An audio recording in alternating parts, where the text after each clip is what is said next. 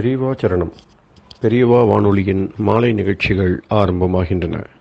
இன்றைய எமது நிகழ்ச்சிகள் நித்திய குரு பாதுகா பூஜா, ஸ்ரீ ரா கணபதி அவர்கள் எழுதிய புத்தகத்தின் ஒளிவடிவம், ஆன்மீக உரை, மகா பெரியவா மகிமை, உபன்யாசம். பெரியவா சரணம். பெரியவா சரணம். அடுத்த நிகழ்ச்சி நித்திய குரு பாதுகா பூஜை. शुक्लां भरदरं विष्णुं शशिवर्णं चतुर्भुजं प्रसन्नवदनं ध्यायेत् सर्वविघ्नोपशान्तये। ममोपात्त समस्त दुरितक्षयद्वारा श्री परमेश्वर प्रीत्यर्थं गुरुप्रसाद सिद्ध्यर्थं गुरुप्रीत्यर्थं गुरुपादपूजाम् अद्य करिष्ये। गुरुर्ब्रह्मा गुरुर्विष्णुर्गुरुर्देवो महेश्वरः गुरुः साक्षात् परब्रह्म तस्मै श्रीगुरवे नमः। अपार करुणासिन्धुं ज्ञानदं शान्तरूपिणं श्रीचन्द्रशेखरगुरुं प्रणमामि मुदान्वहम्। सदाशिवसमारम्भां शङ्कराचार्यमध्यमाम् अस्मदाचार्यपर्यन्तां वन्दे गुरुपरम्पराम्. எல்லோரும் குருவை பெரிவாளை தியானம் பண்ணிண்டு அர்ச்சனை பண்ணுவோம். அஷ்டோத்திரம். பெரியவா அஷ்டோத்திரம் பல அஷ்டோத்திரங்கள் இருக்கு. அதுல எளிமையா சுலபமா எது இருக்கோ அதை நான் இப்ப சொல்றேன். எல்லோரும் இதை கேட்டுண்டே திருப்பி சொல்ல முடிஞ்சுவா சொல்லி சொல்லி பெரிவாளுக்கு பாதத்துல ஒவ்வொரு புஷ்பத்தை அர்ச்சனை பண்ணலாம். ओम श्री कांची कामकोटि पीठाधीश्वराय नमः. श्रीमत् चंद्रशेखरेन्द्र सरस्वती गुरुभ्यो नमः. संन्यासाश्रम शिखराय नमः. काषाय दंडधारिणे नमः. सर्वपीठापहारिणे नमः. स्वामिनाथ गुरवे नमः. करुणासागराय नमः. जगदाकर्षण शक्तिमते नमः. सर्वचराचर हृदयस्थाय नमः. ओम भक्त परिपालक श्रेष्ठाय नमः. धर्म परिपालकाय नमः. श्री जयेन्द्र सरस्वत्याचार्याय नमः. श्री विजयेन्द्र सरस्वती पूजिताय नमः. शिवशक्ति स्वरूपाय नमः. भक्ताभीष्ट प्रदायकाय नमः. ब्रह्मण्य पोषकाय नमः. ब्रह्म विष्णु शिवैक्य स्वरूपाय नमः. कांची क्षेत्रवासाय नमः. कैलाश शिखरवासाय नमः. स्वधर्म परिपोषकाय नमः. चातुर्वर्ण संरक्षकाय नमः. लोकरक्षण संकल्पाय नमः. ओम ब्रह्मनिष्ठापराय नमः. सर्वपापहराय नमः. धर्मरक्षक संतुष्टाय नमः. भक्तार्पितधन स्वीकर्त्रे नमः. सर्वोपनिषत् सारज्ञाय नमः. सर्वशास्त्रगम्याय नमः. सर्वलोक पितामहाय नमः. भक्ताभीष्ट प्रदायकाय नमः. ब्रह्मण्य पोषकाय नमः. नानाविध पुष्पार्चितपताय नमः. रुद्राक्ष क्रीडधारिणे नमः. भस्मोद्दोलित विग्रहाय नमः. सर्वज्ञाय नमः. सर्वचराचर व्यापकाय नमः. अनेक शिष्य परिपालकाय नमः. मनश्चाञ्चल्य निवर्तकाय नमः. अभयहस्ताय नमः. भयापहाय नमः. यज्ञपुरुषाय नमः. यज्ञानुष्ठान रुचिप्रदाय नमः. यज्ञसम्पन्नाय नमः. यज्ञसहायकाय नमः. यज्ञफलदाय नमः. यज्ञप्रियाय नमः. उपमानरहिताय नमः. स्फटिक तुलसी रुद्राक्ष हारधारिणे नमः. चातुर्वर्ण समदृष्टये नमः. ऋग्यजुस्साम अथर्वणादि चतुर्वेद संरक्षकाय नमः.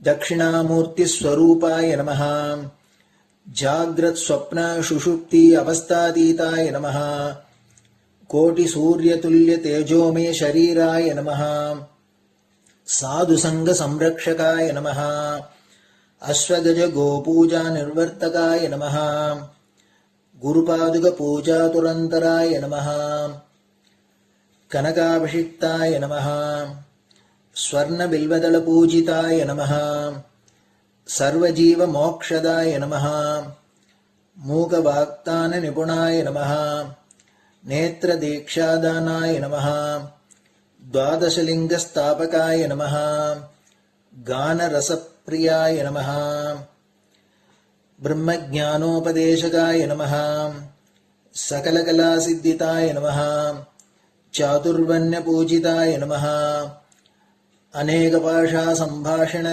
कोविताय नमः अष्टसिद्धिप्रदायकाय नमः ओम श्री शारदामठसुस्थिताय नमः नित्यान्नदानसुप्रीताय नमः प्रार्थनामात्रसुलभाय नमः पादयात्राप्रियाय नमः नानाविधमतपण्डिताय नमः श्रुतिस्मृतिपुराणज्ञाय नमः देवयक्षकिन्नरकिंपुरुषपूज्याय नमः श्रवणानन्दकरकीर्तये नमः दर्शनानन्दाय नमः अद्वैतानन्दभरिताय नमः अव्याजकरुणामूर्तये नमः शैव वैष्णवादिमान्याय नमः श्रीशङ्कराचार्याय नमः दण्डकमण्डलोहस्ताय नमः वीणामृदङ्गसकलवाद्यनाथस्वरूपाय नमः रामकथारसिकाय नमः वेदवेदाङ्ग आगमादिसकलकलासतस्प्रवर्तकाय नमः हृदयगुहाशयाय नमः शतरुद्रीयवर्णितस्वरूपाय नमः केदारेश्वरनाथाय नमः अविद्यानाशकाय नमः निष्कामकर्मोपदेशकाय नमः लघुभक्तिमार्गोपदेशकाय नमः लिङ्गस्वरूपाय नमः सालग्रामसूक्ष्मस्वरूपाय नमः कालड्यां शङ्करकीर्तिस्तम्भनिर्माणकर्त्रे नमः जितेन्द्रियाय नमः शरणागतवत्सलाय नमः श्रीशैलशिखरवासाय नमः डमरुकनादविनोदाय नमः वृषभारूढाय नमः दुर्मदनाशकाय नमः आभिचारिकदोषहर्त्रे नमः मिताहाराय नमः मृत्युविमोचकशक्त्याय नमः श्रीचक्रार्चनतत्पराय नमः दासानुग्रहकारकाय नमः अनुराधानक्षत्रजाताय नमः सर्वलोकख्यातशीलाय नमः वेङ्कटेश्वरचरणपद्मषट्पदाय नमः श्री महात्रिपुरसुन्दरी समेत श्री चन्द्रमौलीश्वर पूजाप्रियाय नमः श्रीमच्चन्द्रशेखरेन्द्र सरस्वती सद्गुरु परब्रह्मणे नमः गुरुभ्यो नमः परमगुरुभ्यो नमः परमेष्टिगुरुभ्यो नमः परात्परगुरुभ्यो नमः गुरुपरम्पराभ्यां नमः गुरुपादुकाभ्यां नमो नमः. அடுத்தது ஊதுபத்தி இருந்தா அதை காமிச்சு தூபம், நெய் தீபம் இருந்தா காமிச்சு அதை நெய் தீபம் தீபம் காமிச்சுட்டு நைவேத்தியம் வெத்தலைப்பாக்கு பழம் இதுலேருந்து ஆரம்பிச்சு அவளுக்கு எது சௌரியமோ அதுபடி நைவேத்தியம் பண்ணலாம். அதுக்கு அடுத்தது கற்பூர ஹாரத்தி பண்ணி எல்லோரும் பிரதட்சிண நமஸ்காரம் பண்ணி பெரியவாள்கிட்ட பிரார்த்தனை பண்ணிண்டு எல்லோரும் க்ஷேமமா இருக்கணும், லோகம் பரம மங்களமா சௌக்கியமா இருக்கணும், எல்லோரும் வியாதி வெக்க இல்லாத ஆயுராரோக்கிய ஐஸ்வர்யத்தோட சாந்தம் அமைதியோட ஞான வைராக்கியத்தோட எல்லோரும் நல்லவர்களாயிருந்து நன்மையை அடையணும்னு பிரார்த்தனை பண்ணி இந்த பூஜையை தினம் செய்யலாம். குரு பிரம்மா குருர் விஷ்ணுர் குருர் தேவோ மகேஸ்வரः குரு சாட்சாத் பரபிரம்ம தஸ்மை ஸ்ரீ குரவே நமஹ. அபார கருணா சிந்தும் ஞானதம் சாந்தரூபிணம் ஸ்ரீ சந்திரசேகர குரும் பிரணமாமி முதான்வகம். சதாசிவசமாரம்பாம் சங்கராச்சாரிய மத்யமாம் அஸ்மதாச்சாரிய பர்யந்தாம் வந்தே குரு பரம்பராம். குரு பாத பூஜை நிறைவடைஞ்சது. பெரியவா சரணம். பெரியவா சரணம். பெரியவா வானொலியில் நேயர்கள் அடுத்து கேட்க இருப்பது ஸ்ரீ ரா கணபதி அவர்கள் எழுதிய புத்தகத்தின் ஒளி வடிவம். அளிப்பவர் ஸ்ரீமதி உமா சங்கர் அவர்கள். தேனினும் இனிய சொல்லான் தீச்சுடர் மேனி கொண்டான் ஊனுயிர்க்குயிரதான ஒன்றினைக் கலந்து நின்றான் ஏனினிக் கவலை நெஞ்சே இன்றுனக் அருள் செய்தான் இஞ்ஞானவான் காமகோட்டி நாதனை நம்புவோமே. ஜெய ஜெய சங்கர, ஹரஹர சங்கர. மகாபெரியவாளின் உபன்யாசங்களை ரா கணபதி அண்ணா தெய்வத்தின் குரல் என்ற பெயரில் 7 பாகங்களாக தொகுத்து அளித்ததின் 6ஆம் பாகத்தின் அடுத்த பகுதி சௌந்தர்ய லகரி. சிவப்பின் சிறப்பு வசீகரத்தின் உட்பொருள். ஸ்பட்டிகவர்ண அம்பாளை இங்கே சொன்னாலும் ஸ்ரீவித்யா தேவதை என்றால் சிவப்புதான். சிவப்புதான் அவளுடைய சிறப்பு. சூரியோதயமாகிற போது ஆகாசம் பூரா சிவப்பு பரவுகிறதல்லவா? ஆகாசம் மட்டுமில்லாமல் ஆகாசத்திலிருந்து பூமி வரை சமஸ்த பிரபஞ்சத்தையும் அம்பாளுடைய தேக காந்தி செக்கச்சிவேல் என்று நிரப்பி முழுகப் பண்ணிக் கொண்டிருப்பதாக ஒருத்தன் தியானம் செய்வானானால் அவனுக்கு ரொம்பவும் வசீகர சக்தி உண்டாகும் என்று 2 ஸ்லோகத்திற்கு முந்தி ஸ்லோகம் 18 சொல்லி இருக்கிறார்.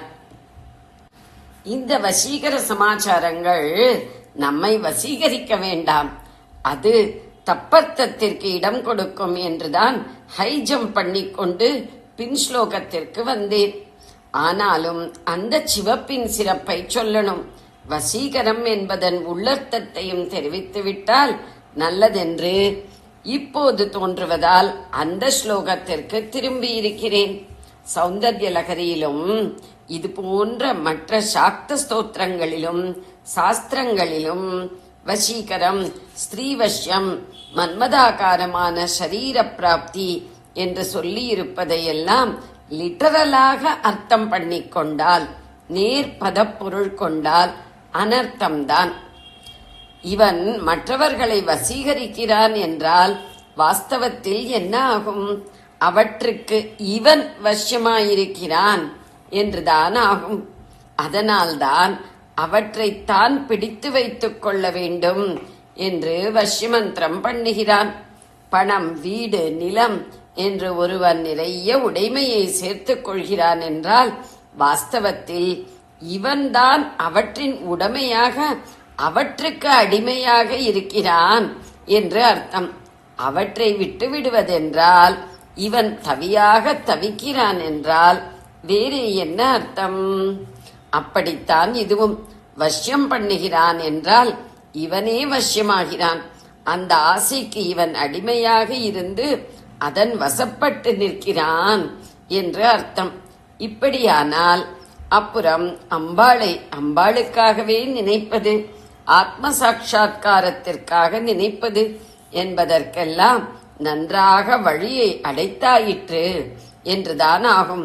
அப்படி ஆவதற்கு எங்கேயாவது ஆச்சாரியாலும் இன்னும் இந்த மாதிரி சொல்லி இருக்கிற மற்ற பெரியவர்களும் மந்திர சாஸ்திர ரிஷிகளும் வழி சொல்லிக் கொடுப்பார்களா? அம்பாள் உபாசகனுடைய மனநிலையை பற்றி ஆச்சாரியார் சொல்லும்போது மிருதித மலமாயேன மனசா என்கிறார். ஸ்லோகம் 21. அப்படி என்றால் அந்த மனஸ் எல்லா அழுக்கு எண்ணங்களையும் ஆசைகளையும் மூல மாயையுமே நசுக்கி துகைத்து போட்டு விட்டது என்று அர்த்தம். மலமாயா அம்பாளை உபாசிப்பவன் காளிங்க மர்தனம் மாதிரி மலமாயா மர்தனம் பண்ணினவனாக இருப்பான். அவனை கீழ்த்தர வசியங்களோடு சேர்த்து பேசுவது நியாயமே ஆகாது. அதனால் இப்படி சொல்வதற்கு அர்த்தம் குறிப்பிட்ட சாதகன் தான் எதற்கும் வசியமாகாமல் தன்னுடைய மனசை அடக்கி வசப்படுத்தி இருப்பான் என்பதாகத்தான் எடுத்துக்கொள்ள வேண்டும். இவன் எதை வசப்படுத்துகிறான் என்று சொல்லி இருக்கிறதோ அது இவனுக்குள்ளே ஆகர்ஷிக்கப்பட்டு அப்படியே லயமாகிவிட்டதென்று அர்த்தம். சமுத்திரம் ஆபகா பிரவிசந்தி யத்வத் தத்வத் காமா பிரவிசந்தி சர்வே என்று பகவான் சொன்னார் போல. கீதை 2வது அத்தியாயம் 70வது ஸ்லோகம். ஒரு சமுத்திரத்திற்குள் அத்தனை நதிகளும் இழுபட்டு வசியமான பின், வசியமாவது என்றால் அது இழுபடுவது தானே அர்த்தம். அப்படி நதிகளெல்லாம் சமுத்திரத்திற்குள் இழுபட்ட அப்புறம் அவை வேறே தான் வேறே என்று சமுத்திரம்தான் அவற்றோடு உறவாட முடியுமா? அந்த நதிகள்தான் சமுத்திரத்தோடு உறவாட முடியுமா? அப்படியே அவை அத்வைத்தமாகி சாந்திம் ஆப்னோதி என்று பரமசாந்தமாகத்தானே அடங்குகின்றன. அப்படித்தான் ஞானிக்குள்ளேயே அத்தனை காமங்களும் வந்து விழுந்து அப்புறம் ஆசைப்படும்படியான வெளிவஸ்துவாக இல்லாமல் ஆசை அழிந்து போன நிலையில் அவனே ஆகிவிடுகிறான். வெளிவஸ்து என்று துவைத்தமாக உள்ள மட்டும் ஆசையை தூண்டுகிறவற்றை தனக்குள்ளேயே அத்வைத்தமாக்கிக் கொள்வதைத்தான் வஷ்யம் வஷ்யம் என்று ஃபிகரேட்டிவாக சொல்வது. தானாகவே ஆக்கிக் கொண்டு விட்டால் அப்புறம் எப்படி அது ஒரு ஆப்ஜெக்டாக இருந்து கொண்டு ஆசையை தூண்ட முடியும்? திரிலோகங்களுமே ஒரு ஸ்திரீயாகி அவனிடம் வசியமாகி விடுகிறது என்றால், சௌந்தர்யலகரி ஸ்லோகம் 19 வரும் கருத்து, அவன் தனக்கு பிரபஞ்சமே அந்நியமில்லாமல் உள்ளேயுள்ள வஸ்துதான் என்று அறிந்த ஞானியாகிவிட்டான் என்றே அர்த்தம். இவனே மன்மதன் மாதிரி ஆகிவிட்டால் 91ஆம் ஸ்லோகத்தில் வரும் ஒரு கருத்து. மன்மதன் எப்படி இவனை காமத்தில் தள்ளி ஜெயிக்க முடியும்? ஆகையால் மன்மதாகாரமான சரீரம் பெறுகிறான் என்றால் காம ஜெயம் பண்ணி விடுகிறான் என்றே அர்த்தம் புரிந்து கொள்ள வேண்டும். பரமேஸ்வரனை சிருஷ்டியில் திருப்பிவிட்டுக் கொண்டும் ஜீவலோகத்தை சிருஷ்டியிலிருந்து மோட்சத்திற்கு திருப்பிவிட்டுக் கொண்டும் இருப்பவள் அம்பாள். அவளை ஜோதி சிவப்பாக ஸ்ரீவித்யில் சொல்லி இருக்கிறது. பார்வதி பச்சை, கௌரி வெள்ளை, பீதவர்ணம் மஞ்சள் என்றும் சொல்வதுண்டு. காளி கருப்பு, துர்காம்பாள் நீலம். ஆலயங்களில் பெரும்பாலும் உள்ள விஷ்ணு துர்கையை நினைத்து சொன்னது. நம்முடைய காமேஸ்வரி அருணோதய சிவப்பு. இந்த சிவப்புக்கு என்ன சிறப்பு என்றால், இது பிசிக்ஸில் வரும் ஒளிக்கொள்கை மூலம் சிவசக்திகள் ஜெகத் சிருஷ்டி பண்ணுவதையும் அதன் மறுபக்கமாக சம்ஹார கிரமத்தில் ஜகத்தில் உள்ள ஜீவர்கள் சிருஷ்டியை கடந்து சாயுஜ்யம் அடைவதையும் காட்டுவதுதான். ஒரு கலரிலும் சேராத வெள்ளையான சூரிய ஒளியிலிருந்து சிவப்பு முதலில் பிரிந்தாலே அப்புறம் விப்ஜியாத் என்ற சப்தவர்ணங்களில் பாக்கியுள்ள 6 வெளிப்படும். VIBGYOR 7 எழுத்தில் முடிவிலிருந்து வர்ணங்கள் ஆரம்பித்து வெளிப்படும். கடைசியில் வரும் R தான் ரெட், சிவப்பு. இது முதலில் பிரிந்தால் அதைத் தொடர்ந்து orange O, yellow Y, green G, blue B, indigo I. Indigo என்பது கருத்த நீலம், வயலட் V. இத்தனையும் வெளிப்படும். 6க்கு இந்தண்டை கோடியில் எந்த கலரிலும் சேராத வெள்ளை இருக்கிறார் போல வீக்கு அந்தண்டை கோடியில் எந்த கலரிலும் சேராத கருப்பு இருக்கிறது. வெள்ளையையும் கருப்பையும் ஏன் கலரில் சேர்க்கவில்லை என்றால், நாம் பல கலர்களில் உள்ள பல வஸ்துக்களை பார்க்கிறோம். அவற்றில் ஒன்று பச்சையாயிருக்கிறது, இன்னொன்று நீலமாயிருக்கிறது என்பது ஏனென்றால், பச்சையாய் தெரியும் வஸ்து லைட் வேவ்களில், ஒளி அலைகளில் பச்சையை தவிர பாக்கி எல்லா கலர்களையும் தனக்குள்ளே பிடித்து அடைத்துக் கொண்டு பச்சையை மாத்திரம் வெளியிலே விடுவதால் தான். நீலமாக உள்ள வஸ்து நீலத்தை மாத்திரம் வெளியிலே விட்டு பாக்கி கலர்களை உள்ளே பிடித்து வைத்துக் கொண்டிருக்கிறது. மற்ற கலர்களும் இப்படி எங்கேயும் பரவியிருக்கும் லைட் வேவ்களில் ஒரு தினுசானதை மட்டும் வெளிவிடுவது, ரிஃப்ளெக்ட் பண்ணுவது, பாக்கி எல்லாவற்றையும் உள்ளே பிடித்து வைத்துக் கொள்வது, அதாவது அப்சார்ப் பண்ணிக் கொள்வது என்பதாக இரட்டை காரியங்கள் நடைபெற்று அப்போது வெளியாவதைத்தான் கலர் என்பது. ஒரு வஸ்து வெள்ளையாக இருக்கிற போதோ அது ஒன்றையுமே உள்ளே பிடித்து வைத்துக் கொள்ளாமல் லைட் வேவை அப்படியே முழுக்க வெளியில் விட்டு விடுகிறது. வெளிவிட்ட அத்தனை கலர்களும் சேர்ந்தே வெள்ளையாகிறது. ரிஃப்ளெக்ஷன், அப்சார்ப்ஷன் என்ற இரண்டில் ரிஃப்ளெக்ஷன் எனும் ஒன்று மட்டுமே இங்கே இருப்பதால் தான் அதை கலரில் சேர்க்கவில்லை. கருப்பின் சமாச்சாரம் என்னவென்றால், அங்கே அந்த கருப்பு வஸ்து லைட் வேவை முழுக்க அப்சார்ப் பண்ணிக்கொண்டு, அதாவது கலர் என்று நாம் சொல்லும் எல்லாவற்றையும் உள்ளே ஜீரணித்துக் கொண்டு எதையுமே ரிஃப்ளெக்ட் பண்ணாமல் இருக்கிறது. இங்கேயும் ஒரு பாதி மட்டும் நடப்பதால் அதை கலரில் சேர்க்கவில்லை. சத்வம், ரஜஸ், தமஸ் என்ற முக்குணங்களில் தனக்கென்று எதையும் உள்ளே பிடித்து வைத்துக் கொள்ளாமல் எல்லாவற்றையும் வெளியிலே விட்டுவிட்டு பார்க்கவே சுத்தமாக பிரகாசமாக இருக்கிற வெளுப்புதான் சத்வம். அது பரமஞான ஸ்வரூபத்திற்கு, பரபிரம்மஸ்வரூபத்திற்கு அடையாளமாக இருப்பது. பரபிரம்மம் சத்வம் உள்பட முக்குணமும் கடந்தது. பிற்பாடு சத்வாதீதம் என்று ஸ்ரீசரணர்களை குறிப்பிடுவது. சத்வம் அதற்கு அண்மையான குணமானதால் உபச்சாரமாக அதையும் சுத்த சத்வம் என்னும் பிரம்மஸ்வரூபம் என்பது. சத்வம் பாலை போல் வெள்ளை என்றும் முக்குணமும் கடந்த நிலை ஸ்பட்டிகம் போன்ற நிறமற்ற நிறமென்றும் அவர்கள் கூறுவார்கள். தனக்கென்றே எல்லாவற்றையும் பிடித்து வைத்துக் கொண்டு இருட்டாக இருக்கிற கருப்பு தமஸ், அதாவது பூர்ண அஞ்ஞானம். சிவப்பு ரஜஸ், அதாவது கிரியாசக்தி, பிரம்மத்தை ஜீவனாக பண்ணுகிற கிரியை, ஜீவனை பிரம்மத்திற்குள் அனுப்பி வைக்கிற கிரியை. இரண்டுக்கும் சக்தி. கிரியையே இல்லாத சுத்த சிவஞான வெளுப்பு ஸ்வரூபத்திலிருந்து பராசக்தி என்ற முதல் எண்ண கிரியை முளைத்து காமேஸ்வரியாக செக்கச்செவேல் என்று நின்றவுடனே அதைத் தொடர்ந்து அஞ்ஞான தமஸ் வரையில் கொண்டு சேர்ப்பதான சிருஷ்டி கிரமமும் ஆரம்பித்து விடுகிறது. VIBGYOR என்கிற 7 கலரும் சிருஷ்டியின் வைசித்திரியத்தை, வெரைட்டியை காட்டும் படிவரிசையே. அத்தனை கலரும் சேர்ந்தால் வெளுப்பாகிவிடும். இத்தனை பிரபஞ்சமும் ஒரே சுத்த பிரம்மத்திலிருந்து வந்ததுதான், அதுவாகவே போய் முடிவதுதான்.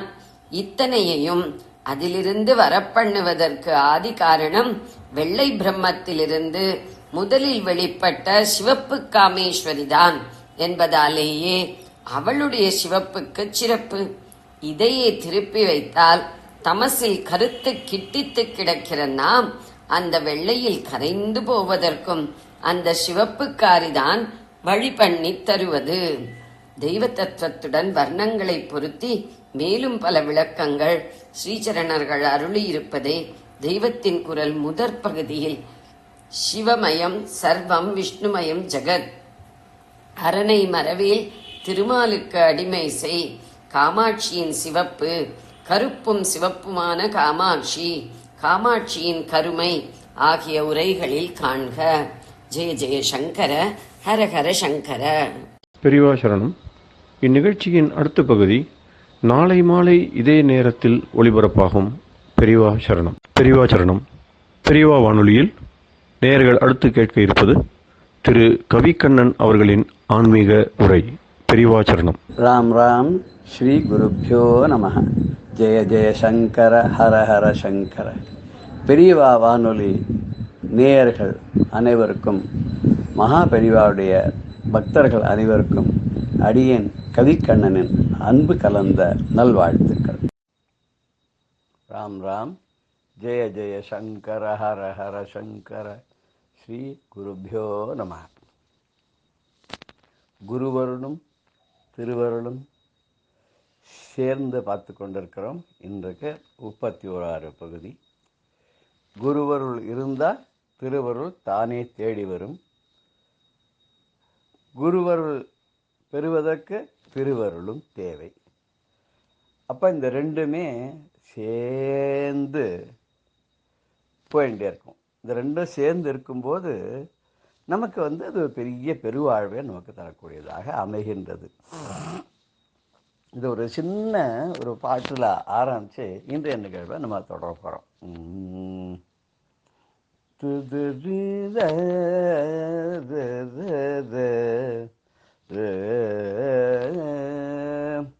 நல்வழி சொல்வேன் கேளீர், உலகில் நல்வழி சொல்வேன் கேளீர், உலகில் நலமுடன் வாழவும் நற்கதி எய்தவும் நல்வழி சொல்வேன் கேளீர், உலகில் நலமுடன் வாழவும் நற்கதி எய்தவும் நல்வழி சொல்வேன் கேளீர்.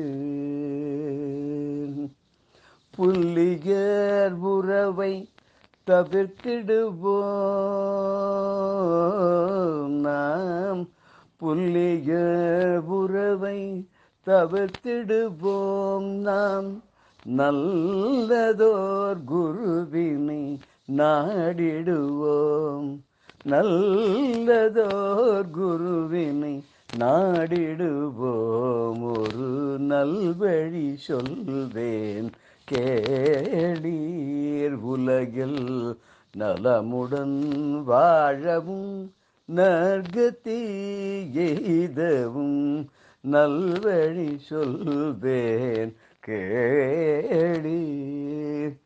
குறையேதும் இல்லாதார் அவர் கூற்றுவனை அஞ்சாதார், குறையேதும் இல்லாதார் அவர் கூற்றுவனை அஞ்சாதார், இறைவனிடம் கையேந்தி யாண்டுமே செல்லாதார், இறைவனிடம் கையேந்தி யாண்டுமே செல்லாதார், சிறைப்படு இக வாழ்வில் சிக்காது உழல்வாரே, சிறைப்படு இக வாழ்வில் சிக்காது உழல்வாரே, மறையுணர் குருநாதன் மலரடி மறவாதார், மறையுணர் குருநாதன் மலரடி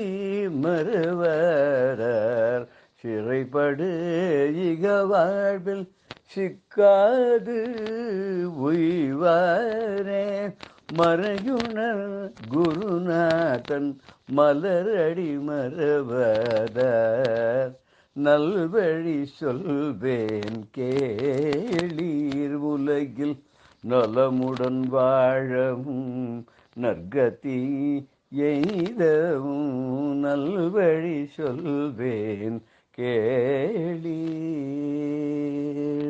ஒரு நல்ல வழி சொல்கிறேன் கேளுங்கோ. உலகத்தில் சந்தோஷமாக வாழறதுக்கு, நல்ல கத்தி அடையிறதுக்கு என்ன பண்ண, கெட்ட வாழை தீய வாழுடைய நல்லெண்ணம் இல்லாத வாழ், மற்ற வாளுக்கு எப்போதும் கெடுதல் பண்ணக்கூடியவா அவளுடைய உறவெல்லாம் தவிர்த்து விட்டு ஒரு நல்ல குருவை நாடினோம்னா நமக்கு ரொம்ப சுலபமாக ஒரு கடை தேர்வதற்கு ஒரு நல்ல வழி அப்படின்னா, அப்படி குருவை நாடி தேடி அடைஞ்சுட்டா அவளுக்கு என்னென்ன குறையே இருக்காது.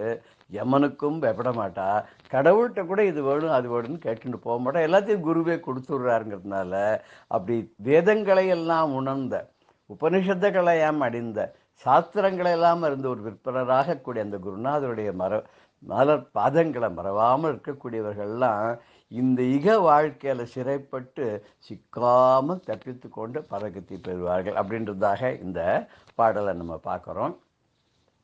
அப்படி பல சீடர்கள் குருவினுடைய அருளால் நல்ல கதி அடைஞ்சிருக்கா. நம்ம போன வாரத்தில் ஸ்ரீ ராமானுஜருடைய வைபவத்தை ஒரு சிறிய அளவில் ஒரு பெரிய கடலிலேருந்து ஒரு கையளவு நீர் கொண்டு வந்து நம்ம அனுபவிக்கிற மாதிரி நம்ம பார்த்தோம். இன்றைக்கி அவருடைய சிறந்த சீடர்கள்னு சொல்லக்கூடியவாழ்ல சில பேரை பற்றி நம்ம பார்க்கலாம். எல்லாரையும் கவர் பண்ண முடியாது, அவருக்கு நிறைய சீடர்கள் வந்திருக்கா. ஒரு 4-5 பேரை நம்ம பார்க்கலாம். இதில் ரொம்ப அதிசயம் என்னென்னா, அவருடைய குருவே அவர்கிட்ட சீடர் ஆகிட்டார். அது சொன்னேன் இல்லையா, முதல்ல ஆரம்ப காலத்தில் யாதவ பிரகாஷர்னு ஒரு ஆச்சாரியன்ட்ட படித்தார். அவர்கிட்ட ஒரு அபிப்பிராய பேதம் வந்து அவர் வெளியில் வந்துவிட்டார். பிற்காலத்தில் ராமானுஜர் வந்து ஆச்சாரியனாகி இந்த வைணவ சம்பிரதாயத்துக்கு ஒரு தனியான ஒரு சிறப்பான ஒரு இடத்தை அடையும்படியாக செஞ்சார். அந்த சமயத்தில் அந்த யாதவ பிரகாஷர் வந்து ரொம்பவுமே சந்தோஷப்பட்டு தானும் அந்த பாதையிலே செல்ல வேண்டும் என்று விரும்பி ராமானுஜருக்கே சீடராகிவிட்டதாக சரித்திரம் சொல்கிறது. அது மாதிரி அந்த யாதவ பிரகாஷருடைய ரொம்ப பரமசிஷ்யரான இன்னொருத்தர் கூட, அவர் பேர் எம்பார் அப்படின்னு பேர். அவர் முதல்ல வந்து யாதவ பிரகாஷருடைய சிஷ்யராக இருந்தபோது ஒரு சைபத்தில் தான் இருந்திருக்கார். அவர் அத்வைத்தியாக தான் இருந்திருக்கார். அதுக்கப்புறம் அவருமே ரொம்ப ஆசைப்பட்டு தன்னோட குருக்கிட்டையும் பர்மிஷன் வாங்கிட்டு அவர் வைஷ்ணவத்தை தழுவணும்னு சொல்லி ராமானுஜருடைய சீடராக ஆனார் அப்படின்னு சொல்கிற ஒரு வழக்கம் உண்டு. ராமானுஜருக்கு எப்பவுமே சுவாமிகள் அப்படின்னு வரும்போது அவள் பவித்திரம் தண்டம் அப்படின்லாம் எடுத்துகிட்டு போவா. ராமானுஜருக்கு பவித்திரம் என்று சொல்லக்கூடியவரா யாருன்னா கூறத்தாழ்வாருங்க சிஷ்யர். தண்டம் அப்படின்னு சொல்கிறது முதலியாண்டான் அப்படின்னு சொல்லக்கூடியவர் தான் அவருக்கு தண்டமாக இருந்திருக்கார். முதலியாண்டான் ரொம்ப நெருக்கமான சிஷ்யராக இருந்திருக்கார். கூறத்தாழ்வார் அதே மாதிரி ரொம்ப நெருக்கமான சிஷ்யராக இருந்திருக்கார். இதில் வந்து உறங்காவிலின்னு ஒருத்தர், அவரை பற்றியும் நம்ம தெரிஞ்சுக்கணும். இந்த உறங்காவில்லிங்கிற வந்து பெரிய மல்லர். அவர் வந்து எந்த வகுப்பை சேர்ந்தவர், ரொம்ப பெரிய பெரிய பெருமை வாய்ந்த உயர்குடி மக்கள்லாம் சொல்ல முடியாத ஒரு மல்லன் அவர். அவருடைய சகதர்மிணி ரொம்ப அழகாக இருப்பலாம். அவருடைய அழகில் மயங்கி அவர் என்ன பண்ணுவாரான்னா, அவள் போகும்போது அவளுக்கு முன்னாடி பெரிய பட்டு வஸ்திரத்தை கீழே போட்டு அது மேலே அவளை நனுத்தி அழைச்சின்னு போகிறான். ஏன்னா அவள் கால் வந்து புண்படக்கூடாது தரையில் பட்டுன்னு அவளுக்கு பட்டு கொடை பிடிச்சின்னு போகிறான். இப்படி போகிறதெல்லாம் பார்த்து ஊர்ஜனங்கள்லாம் ரொம்ப கேலி கிண்டல்லாம் பண்ணாலாம். ஒரு நாளைக்கு ராமானுஜர் என்ன பண்ணாராம், அவரை பார்த்து கூப்பிட்டாராம், இங்கே வாப்பா அப்படின்னு. அம்மா இது என்னது, அவளுக்கு போய் நீ வந்து கொடை பிடிச்சின்னு போகிற, அவளுக்கு பட்டு வஸ்திரத்தை முன்னாடி விரிச்சுட்டு போறியேன்னு. சரி, இது மாதிரி அழகிய உலகத்தில் பார்க்க முடியுமா, அவளுடைய கண்ணழகு வந்து யாருக்காவது இருக்க முடியுமா, அவளுடைய அழகில் வாங்கி போயிருக்கேன், அவள் என்னை வந்து விரும்பி மணந்து என்னுடைய மனைவியாக இருந்து எனக்கு தொண்டு செய்கிறான்னு எவ்வளோ பெரிய காரியம் இல்லையா, அதுக்கு நன்றி கடனாக தான் நான் பண்ணுறேன் அப்படின்னு சொன்னாராம். சொன்னோடனே அப்போ ராமானுஜர் சொன்னாராம், இதை விட அழகான கண்களை உடைய ஒருத்தரை உனக்கு காமிச்சாக்க நீ என்னோட வந்துடுறியா அப்படின்னு கேட்டால் சரிங்கிறார். மறுநாளைக்கு வந்து அவர் ஸ்ரீரங்கத்துக்கு உள்ள அழைச்சின்னு போய் அவர் வந்து சுவாமி தரிசனம் பண்ணி வைக்கிறார். பெருமாளுடைய தரிசனத்தை பண்ணி வச்ச உடனே அந்த பெருமாளுடைய கண் அழகை பார்த்து மயங்கி போய் உடனே அந்த உறங்காவில்லிங்கக்கூடிய அந்த மல்லன் அடுத்த க்ஷணமே ராமானுஜர் காலில் விழுந்து தன் மனைவி பொன்னாச்சி அவளோட சேர்ந்து ராமானுஜர் சீடராக ஆயிட்டான்னு சொல்லுவாள். அதுக்கப்புறம் ராமானுஜருக்கு தொண்டு செய்வதே அவருடைய முதல் வேலையாக இருந்தார். ராமானுஜர் கூட ஒரு நல்ல கூறத்தாழ்வார் மாதிரி இன்னொருத்தர் அவரை தோளில் கை போட்டுட்டு காவேரியில் இறங்கி குளிச்சுட்டு மெல்ல வரும்போது இவருடைய நம்ம உறங்காவில்லியுடைய தோளில் தான் கை போட்டு மேலே வருவாராம். அதாவது ஜாதி மதத்தெல்லாம் கடந்தது பக்தின்னு இருந்து பெருமாளை மனசில் எப்போ நினச்சுட்டு இருக்கிறவா தான் வசதி. அவள் வந்து பெருமானுடைய பக்தர்கள் அப்படின்றதுனால அவள் தான் எல்லா ஜாதியும் கடந்த உத்தமர்கள் அப்படின்னு அவருடைய எண்ணம். கூறத்தாழ்வாரை பற்றி சொல்லணுன்னா அவர் வந்து அந்தனர் குலத்தை சேர்ந்தவர்னு சொல்கிறார். பெரிய தான தர்மங்கள்லாம் பண்ணிட்டு இருந்திருக்கார். பெரிய அவர் வந்து சீரும் சிறப்பமாக ஒரு ராஜா மாதிரி வாழ்ந்துருக்கார். அவர் ராமானுஜர் கிட்ட ரொம்ப ஈடுபாடு கொண்டு அவருடைய சீடராக இருந்தார் சொல்லுவார். ராமானுஜர் வந்து 17 தடவை திருக்கோஷ்டி நம்பிகள்கிட்ட போய் அவர்கிட்ட உபதேசம் வாங்க போகிற போது இவரும் கூட போவார். இந்த 18வது முறையும் போயிருக்கார். போகும்போது அப்போ வந்து வெயிலே அவர் நின்றுண்டு காத்தாலேருந்து மத்தியானம் வரைக்கும் ஆச்சாரியன் வருவான் காத்திருந்தபோது அப்போ ஒரு உடம்பெல்லாம் இதுவாக போயிடுமேன்னு சொல்லிட்டு அவர் கீழே விழுந்து ஆச்சாரியன் நமஸ்காரம் பண்ணும்போது தன்னுடைய மேல் துண்டு எடுத்து கீழே விரித்து இது மேலே நீங்கள் நமஸ்காரம் பண்ணுங்க, உங்கள் உடம்பு இந்த மணலில் பட்டு வீணா போயிடுனாராம். அப்பேற்பட்டவர். இன்னொரு கதை கூட சொல்லுவா, அது எவ்வளோ தூரம் அதுக்கு அது வந்து பெருமைன்னு தெரியாது. ஒரு சமயம் ஆற்றை கடந்து போகும்போது ஆற்றில் கொஞ்சம் நிறைய தண்ணி இருந்தது. ராமானுஜர் தன்னுடைய பாதுகைகளை வந்து இவர்கிட்ட கொடுத்து இது பத்திரமா எடுத்துன்னு வா, அந்த கரையில் கொடு, நதியில் வந்து செருப்பு போட்டுன்னு கடக்கக்கூடாதுன்னு.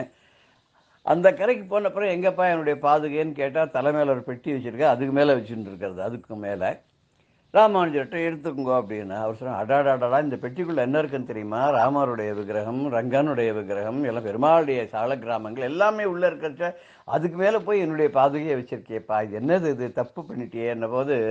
அப்போ அவர் சொன்னாராம், அவர் என்னன்னா, எனக்கு நீங்கள் வந்து உங்களுக்கு பெருமாள் ரொம்ப பெரியவராக இருக்கலாம், எனக்கு குரு தான் பெரியவர், நீங்கள் தான் எனக்கு பெரியவர், உங்களுக்கு மிஞ்சி எனக்கு வேற ஒன்றும் கிடையாது. அதனால உங்களுடைய பாதுகையை பத்திரமா இருக்கணுன்றதுனால உங்கள் பாதுகையை நான் மேலே வச்சிருந்தேன். பாதுகை தான் விசேஷம். இப்படி ராமனுடைய பாதுகை ரொம்ப விசேஷம், பாதுகா சகஸ்ரம் நிகமாந்த தேசிகன் பண்ணார் இல்லையா, எனக்கு உங்கள் பாதுகை தான் விசேஷம் அப்படின்னு சொன்னார் அப்படின்னு கூறத்தாழ்வார் பற்றி சொல்வார். இன்னொரு சமயத்தில் கூட சோழராஜா வந்து சைவத்துக்கு இம்பார்ட்டன்ஸ் கொடுத்துருந்தோம். ஒரு சமயத்தில் வந்து சைவத்தை ஒத்துக்கணும்னு சொன்னபோது அத்வைத்தத்தை ஒத்துக்காத ராமானுஜரை வந்து பிடிச்சின்வான்னு சொல்கிற போது எதுக்குன்னா கண்ணை எடுத்துறதுக்காக. அப்போ கூறத்தாழ்வார் வந்து ராமானுஜருடைய காவிய உடைகளெல்லாம் தான் போட்டுண்டு ராஜா கிட்ட போய் இவருடைய கண்ணை அவர் எடுத்துட்டதாகவும், அதுக்கப்புறம் ஸ்ரீபெரும்புத்தூரில் போய் எங்கள் பெருமாளுடைய கருணையினால இவருக்கு பார்வை வந்ததுன்னு சொல்லுவாள்.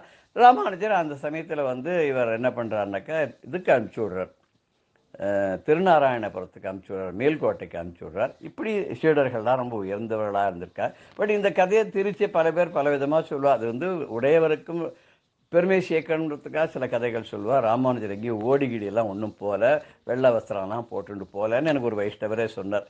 சீடர் வந்து என்ன பண்ணார்னா, குருவுக்கு முன்னாடியே தானே அந்த குருவனுடைய ஆடைகளை அணிந்து கொண்டு தான் ராமானுஜர்னு போயிட்டு குருவை காப்பாற்றுறதுக்காக போனார்னும், மற்ற சிஷ்யாவோட இவரை வந்து திருநாராயணபுரத்துக்கு அனுப்பிச்சிட்டார்னு தான் கதை சொல்கிறார்.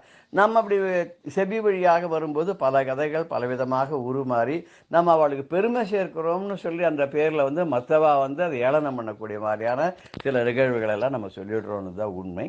அப்படி பெரிய மகான்களை பற்றி நம்ம வந்து எதுவுமே சொல்லாத இருந்து அவள் சொன்னதை நம்ம ஃபாலோ பண்ணாலே போகிறோம், அதுவே அவளுக்கு நமக்கு பெருமை சேர்க்கிறதா இருக்கும். இப்படி இன்னும் பல மகான்களை பற்றியும் பல குருமார்களை பற்றியும் அவருடைய சீடர்களை பற்றியும் வருகின்ற வாரங்களை நம்ம பார்க்க இருக்கிறோம்.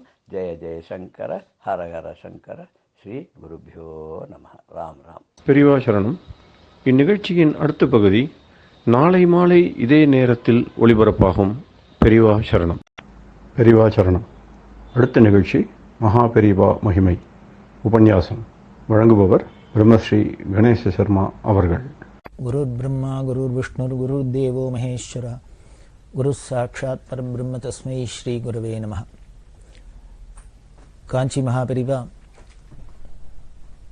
1944 வருஷம் காஞ்சிபுரத்தில் காமாட்சிக்கு அதிசயமாக ஸ்வர்ண விமானம் பண்ணி கும்பாபிஷேகம் பண்ணிவிட்டு பக்கத்தில் கீழம்பிங்கிற கிராமத்தில் வந்து இருந்தால், அந்த கீழம்பிக்கும் கம்பருக்கும் என்ன சம்பந்தம் அப்படின்லாம் சொன்னால் அதெல்லாம் பார்த்தோம்.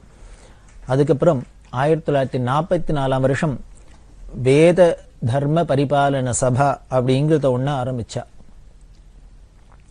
அதாவது வேதம் சாஸ்திரம் இந்த தர்மங்கள்லாம் காப்பாற்றப்படணும், அதுக்கு ஒரு அமைப்பு வேணும் அப்படிங்கிற உத்தேசத்தில் இந்த வேத தர்ம பரிபாலன சபையை ஆரம்பித்தா.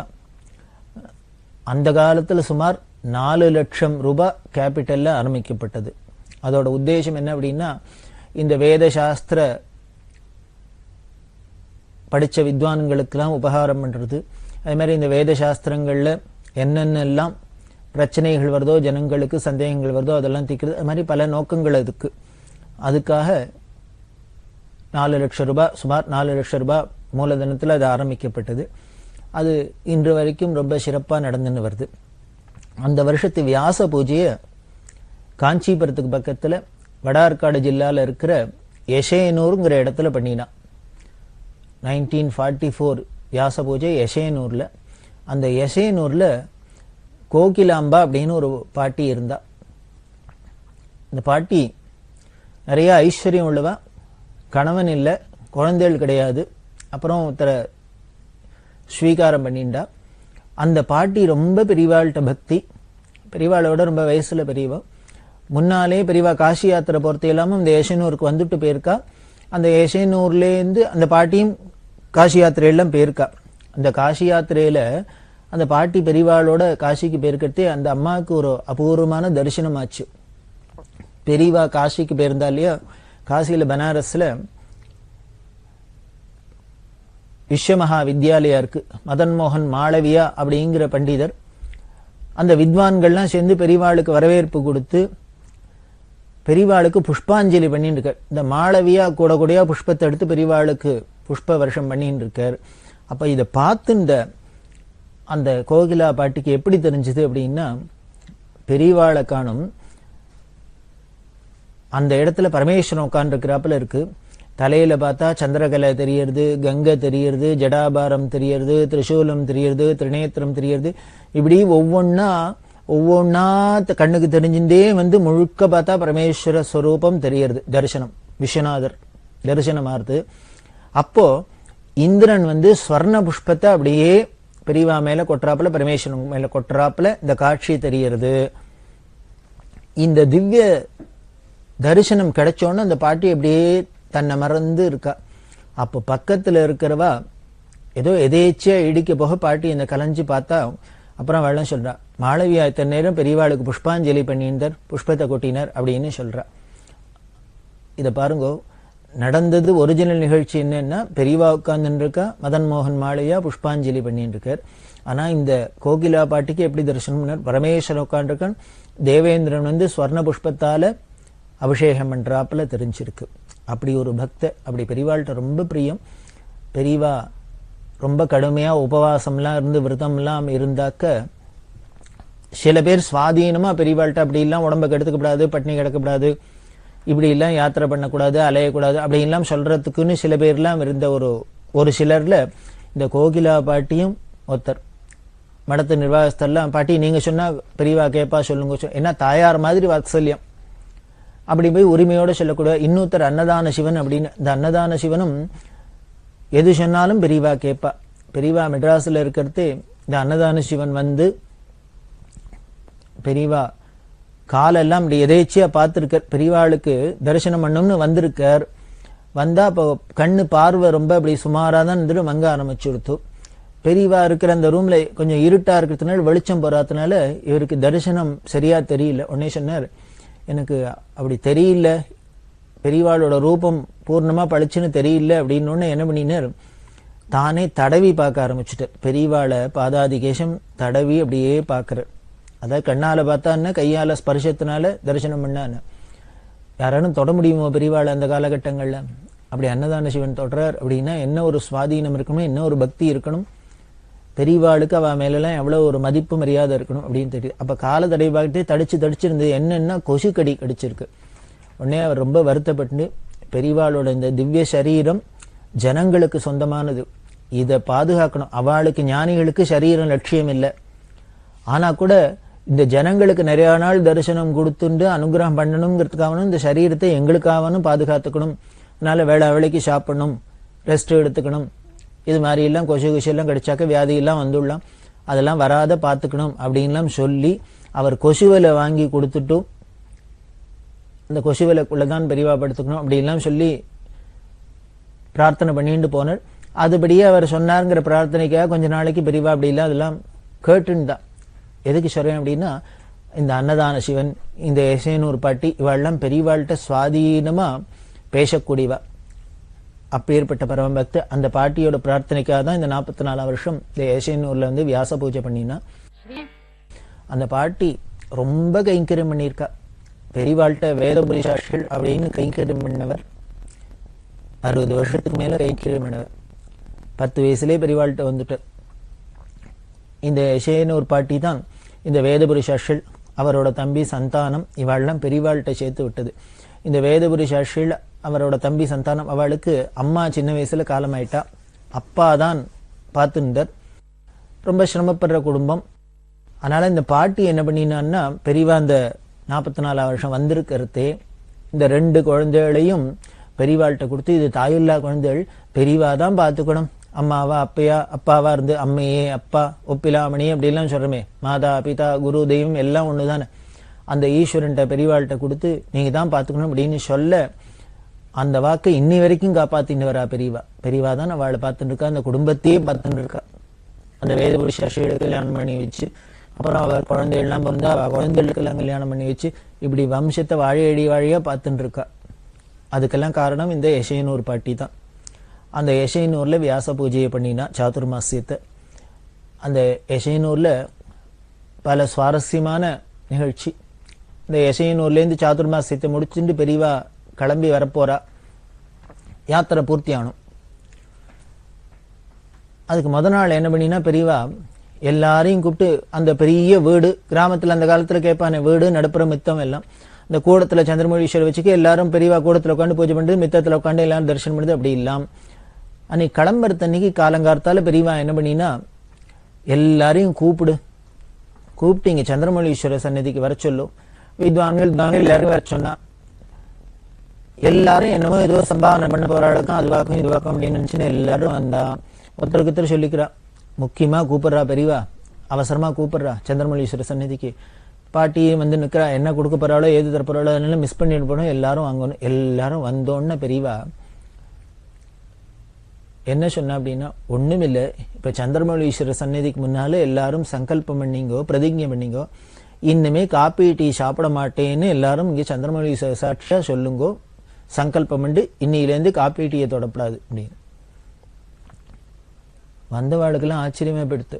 என்னமோ ஏதோ சம்பாவனை பண்ண போறாளுக்கும், பணம் கொடுக்க போறாளுக்கும், சொர்ணம் கொடுக்க போறாளுக்கும், வேஷ்டி கொடுக்க போறாளுக்கும் அப்படின்னு நினைச்சுன்னு வந்தா எல்லாரையும் விட்டு போயிடாத இருக்கணுமேனு அழிச்சுன்னு வந்தா கடைசியில என்னடான்னா இப்படி ஒரு விக்கெட்ல கொண்டு நிறுத்துற. அப்படியே சங்கல்பம் பண்ணான்னு பெரியவா விட்டுருவாளா? அதுவும் சந்திரமௌலீஸ்வரர் சன்னதி பெரியவா இருக்கா அப்படின்னா அங்க நம்மளால சத்தியத்தை தவிர வேற என்னத்தை பார்க்க முடியும், என்ன சொல்ல முடியும்? அப்படி இல்லாம் நம்மளை நேர்வழிப்படுத்தணுங்கிறதுக்காக பெரியவா சிரமப்பட்டிருக்கா, அப்படி எல்லாம் ஆசைப்பட்டிருக்கா, நம்ம எப்படியானும் நல்ல வழிக்கு வரணும் அப்படின்னு. அந்த பாட்டிகிட்ட சொல்றா. அந்த பாட்டி கிளம்புறதே சொன்னா, என்னால முடிஞ்சதை ஏதோ கைங்கரியம் பண்ணினேன், பெரியவா அதுல குத்தங்குறை இருந்தா மன்னிச்சு ஏத்துன்னு அனுகிரகம் பண்ணணும், இதே மாதிரி நிறைய பிராப்தம் கிடைக்கணும் அப்படின்லாம் பிரார்த்தனை பண்ண. அது என்ன குத்தங்குறைங்கிறப்போ நீ என்ன சும்மாவா பண்ணின? அப்படிதான் செலவழிச்சு எல்லாம் பண்ணியிருக்க. நீ பண்ணின உபச்சாரத்துல அதையே ஒன்னு சொன்னாலே பொறுமே, காப்பியும் டீயும் ஆறான்னா ஓடித்து அப்படின்னு பரியாசம் பண்ற. அப்படின்னா அதாம அவளுக்கு என்னென்ன வேணுமோ அதை கொடுத்துருக்கா. அதை பார்த்துட்டு தான் அதுக்கப்புறம் இங்க அதுக்கப்புறம் பிரதிங்க இனிமே காப்பி சாப்பிட மாட்டேன், டீ சாப்பிட மாட்டேன், மடத்துல அப்படி மடத்துல இல்ல லைஃப்லயே சாப்பிடக்கூடாது. அதுக்கும் மீறி அட்லீஸ்ட் மடத்துல போற சமயத்திலான இல்லாத இருந்தா அதுலயே பெரியவாளுக்கு சந்தோஷம் போல இருக்கு. அதுக்காக தான் இந்த பிரதிகையெல்லாம் வேண்டியது. இப்படி எல்லாம் இந்த யசையனூர்ல இந்த யசையனூர் பாட்டிகிட்டெல்லாம் சௌலபியமா பழகிட்டு அந்த சாதுர்மாசியத்தை முடிச்சுட்டு பெரியவா அப்படி ஆற்காடு வழியால வரா. ஆற்காடு முன்னமே பார்த்தோம் ரொம்ப பெரிய க்ஷேத்திரம், ஷடாரண்யம் அப்படின்னு.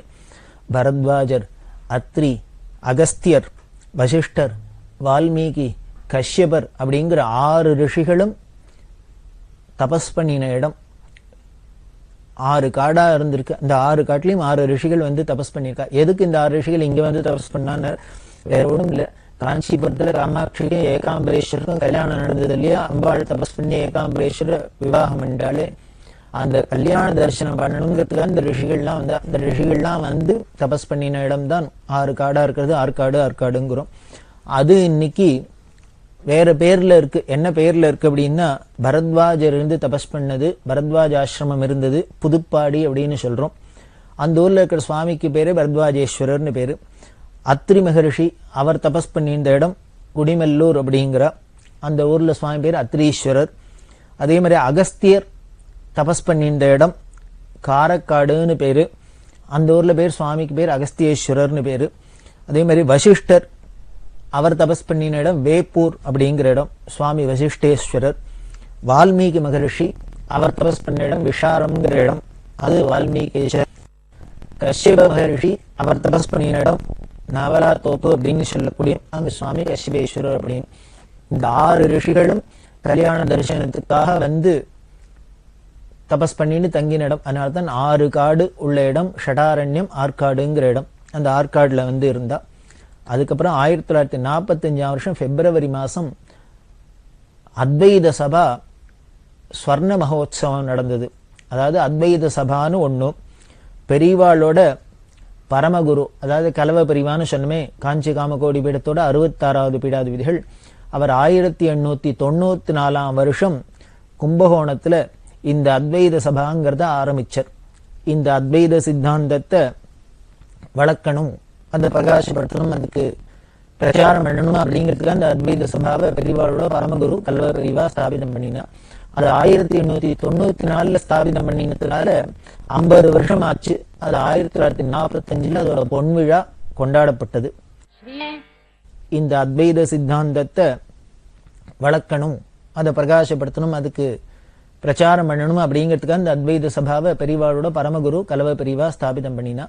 அது 1894 ஸ்தாபிதம் பண்ணினதுனால 50 வருஷம் ஆச்சு. அது 1945 அதோட பொன்விழா கொண்டாடப்பட்டது. அந்த பொன்விழா கொண்டாட்டத்துக்காக ரொம்ப விமர்சையா பண்ணி 108 வித்வான்களுக்கு ஸ்வர்ண மோதிரம் எல்லாம் பண்ணி பெரியவா பரிசு கொடுத்து இந்த பொன்விழாவை ரொம்ப ஸ்ரத்தையா கொண்டாடினா. அப்படி கொண்டாடின பெரியவா 1946 வருஷம் ஜீவாத்ம கைங்கரியம் அப்படிங்கிற ஒண்ண ஆரம்பிச்சா. பல ஸ்கீம் எல்லாம் ஆரம்பிச்சு சர்வீஸ் பண்றதுக்குன்னு சொன்னான்னும் அதுல ஜீவாத்ம கைங்கரியம் அப்படின்னு ஒண்ணு 1946 பெரியவா ஆரம்பிச்சது. இதோட லட்சியம் என்ன அப்படின்னா, அந்தந்த ஊர்ல, அந்தந்த கிராமத்துல, அந்தந்த தெருவில் இருக்கிறவா அங்க அந்த ஊர்லயோ கிராமத்திலேயோ தெருவிலையோ யாரானும் ஆவி பிரியற ஸ்திதியில இருந்தா, மரணப்படுக்கையில இருந்தா, அந்த இடத்துக்கு அந்த சமயத்துல எல்லாரும் சத்சங்கமா சேர்ந்து போய் பகவன் நாமாவை ஜபம் பண்ணணும், உறக்க சொல்லணும். சிவநாமாவோ விஷ்ணு நாமாவோ அவ அந்த படுக்கையில இருக்கிறவாளுக்கு என்ன சம்பிரதாயத்தை சேர்ந்தவாளோ அவளுக்கு ஏத்தாப்புல, சைவமோ வைஷ்ணவோ யாரா இருந்தாலும் சரி, அவளுக்கு ஏத்தாப்புல சம்பிரதாயத்துக்கு விரோதம் இல்லாத ராமநாமாவையோ சிவநாமாவையோ நின்னா 1008 தரம் உறக்க ஜபம் பண்ணணும். அதாவது இந்த ஆவி பெரியற அந்த ஜீவனுக்கு காதுல விழணும். அதுக்கப்புறம் அவ சம்பிரதாயத்தை ஒட்டி விபூதி பிரசாதமோ இல்ல துளசியோ, அதுக்கு மேல எல்லாருக்கும் கங்கா தீர்த்தம் இதெல்லாம் பிரசாதத்தை கொடுத்து அவ அந்த ஆவி பிரியர்த்தே பகவத் ஸ்மரணையோட போறாப்புல இருக்கணும். அந்த சூழ்நிலையே ஒரே அழுது சிரிச்சுன்னு அமக்களமா இல்லாத ஒரு நல்ல சத்சங்கமா இருந்துன்னு அதுல அவ ஆத்மா பிரியணும் அப்படிங்கிறதுக்காக தான் ஜீவாத்ம கைங்கரியம்ங்கிறத இந்த ஒரு அமைப்பை பெரியவா ஏற்படுத்தினார். ஏன் இப்படி பண்ணணும் அப்படின்னு வேற ஒண்ணும் இல்லை. சாஸ்திரங்கள் சொல்றது நம்ம உயிர் பிரியறது ஆவி பிரியறது என்ன நினைப்போட என்ன ஸ்மரணையோட போறோமோ பிரியறதோ அதுவே அடுத்த ஜென்மாவா வந்துடுறது. இப்போ உதாரணத்துக்கு நம்ம போற சமயத்துல ஜென்மா போற சமயத்துல திடீர்னு நாயோட ஞாபகம் வந்ததுன்னா அடுத்த ஜென்மா நாயா வந்துடும். என்ன நினைச்சுண்டு போறோமோ அதுவா பிறக்கிறது அப்படின்னு சாஸ்திரம் சொல்றது. அதனாலதான் ரிஷிகள்லாம் என்ன சொல்றா, அந்த ஆவி பிரியற சமயத்துல பகவானோட ஸ்மரணையோட ஈஸ்வர ஸ்மரணையோடையே ஆவி பிரியணும் அப்படின்னு சொல்ற. அப்படி ஈஸ்வர ஸ்மரணையோடையே பிரிஞ்சதுன்னா எதை நினைச்சுண்டு பிராணம் போறதோ அதுவா தானே ஆயிடும். அப்ப ஈஸ்வரனையே நினைச்சுண்டு நம்ம ஆவி பிரிஞ்சதுன்னா ஈஸ்வரனோட ஈஸ்வரனா பேரும், அதாவது மோட்சம்னு அர்த்தம். இதுக்கு பிரமாணம் பண்ணணும்னா பகவான் கீதையிலேயே சொல்றார். பகவத்கீதையில சுவாமி என்ன சொல்றார், ஆயுசு மட்டும் நீ எப்படி வேணா இருப்பா, ஆனால் உன்னோட அந்திம காலத்துல ஆவி பிரியர்த்தே என்ன நினைச்சுக்கோ, என்ன நினைச்சு உயிரை விட்டீங்கன்னா என்னையே வந்து அடைஞ்சுடுற அப்படின்னு கீதையில வாக்குமூலம் கொடுத்திருக்காரு, சொல்லியிருக்காரு. அதைத்தானே சாஸ்திரம் சொல்லியிருக்கு. அத சாஸ்திரம் சொன்னதை கீதையில சொன்னதை நடைமுறைப்படுத்தணுமே. நமக்காவே அவளுக்கு பிராக்டிஸ் பண்ணி அந்த சமயத்துல ஆவி போறதை பகவத் ஸ்மரணை வரணும்னா இது எத்தனை பேருக்கு வரும்னு சொல்ல முடியாது. ஜென்மா முழுக்கலும் நாம பகவத் ஸ்மரணை பண்ணினவாளுக்கு கூட, நாம ஜபம் பண்ணினவாளுக்கு கூட அந்த ஆவி பிரியிற சமயத்துல வருமானா சொல்ல முடியாது. ஏன்னா எப்படி நடக்கும்னு தெரியாது. சேங்காலிபுரம் அனந்தராம தீட்சிதர்வாள் ரொம்ப உருக்கமா சொல்வார், தமாஷாவும் சொல்வார். ஒருத்தர் 4 குழந்தைகள், அவர் டெத் பெட்ல இருக்க, பிராணம் போகிறது. அவருக்கும் நிறைய சொத்து பத்தெல்லாம் உண்டு. அவர் எங்க வச்சிருக்க என்ன வச்சிருக்க எல்லாம் தெரியல. இதெல்லாம் தெரிஞ்சுக்கணும்னு குழந்தைகளுக்கும் ஆசை. பொண்ணு பிள்ளை எல்லாரும் சூழ்ந்துட்டு இருக்கா. அதுல ஒரே ஒரு பிள்ளை மட்டும் பாம்பேல இருந்து வரணும். இவருக்கும் அப்பப்போ கோமா ஸ்டேஜுக்கு போயிடுறது. யாரு வந்திருக்கா, ஈத்தாப்புல யாரு நிக்கிறா, என்ன இருக்கு எது சொல்றதுக்கு தெரியல, அப்படி எல்லாம் இருக்கு. அப்பப்போ வந்துட்டு போயின்னு இருக்கு நினைப்பு. இந்த பொண்ணு பிள்ளையெல்லாம் பார்த்துட்டு இருக்கா இல்லையா, இல்ல அதுல பொண்ணு பார்த்தா, அப்பா என்ன தெரியறதான்னா, இன்னத்தி உன தெரியறதான்னா, இவனை தெரியறதான்னா, அவனை தெரியறதான்னா எல்லாம் சொல்லிகிட்டே இருக்கா. ஒரு வழியா அவருக்கு போற ஸ்டேஜும் வந்துடுத்து. அப்போ அந்த கடைசி பிள்ளையும் வந்துட்டான். அவன் பேர் நாராயணன்னு பேர். குழந்தைகளுக்கு இந்த பகவான் நாமா வைக்கிறதுக்கு தாற்பயமே என்ன அப்படின்னா, நம்ம பகவானை நினைச்சுட்டு அவன் நாமாவை சொல்லிட்டு இல்லைன்னா கூட நம்ம குழந்தைகள் பேரை கூப்பிடுறதையும் நாராயணா நாராயணா கோவிந்தா சிவா கிருஷ்ணான்னு கூப்பிட்டே இருந்தாலே அது ஒரு ஜபமாயிடுறது. இந்த பகவான் நினைச்சு சொல்றதோட நம்ம குழந்தைகள் அப்படிங்கிற பாவத்தோட சொன்னா இன்னும் கொஞ்சம் பிரியமாவே சொல்லுவோம் இல்லையோ அந்த பேரை. அதுக்காக பகவான் நாமாவே பேரா வைக்கிறது. அப்படி நாராயணன் வச்சிருக்கா. உடனே பொண்ணு கேட்டா, அப்பா இவன் வந்திருக்கானே யாரு தெரியுறதா அப்படின்னார். அவர் ஆஹா வந்திருக்கிறது நாராயணன் தான் அப்படின்னு சொல்லப்படாதோ. அப்ப என்ன சொன்னா, நன்னா தெரியும் 3வது புள்ள அப்படின்னு. அது வரைக்கும் பிரஜை இல்லாத அப்படியும் இப்படியும் இருந்தவர் இந்த சமயத்துல மட்டும் என்ன சொன்னார், தெரியும் நன்னா தெரியறது என் 3வது புள்ளன்னர் பிராணம் எடுத்து. இது எதுக்கு இந்த கதையை செங்காலி பிறந்த விஷயம் சொல்லுவார் அப்படின்னா வேற ஒண்ணும் இல்லை. அவனோட பிராரப்தத்தை பாருங்க. 3வது பிள்ளைங்கிறது வாயில வருது, அவனோட பேர் நாராயணன் வாயில வர மாட்டேங்கிறது பாருங்களேன். அப்படி தெரியுறது நாராயணன் அப்படின்னு சொல்லிட்டு அஜாமிடர் மாதிரி கரையர் இருக்கலாமே, அந்த ஏற விடாதுன்னா பண்ணிவிடுறது. அதுக்காகத்தான் இப்படி சாஸ்திரத்துல சொல்லி கீதையில சொல்லி பகவத் ஸ்மரணியோட பகவன் நாம சொல்லிட்டே பிராணம் விடணும் அப்படின்னா கூட எத்தனை பேருக்கு கிடைக்கும் யாருக்கு கிடைக்கும் தெரியாது.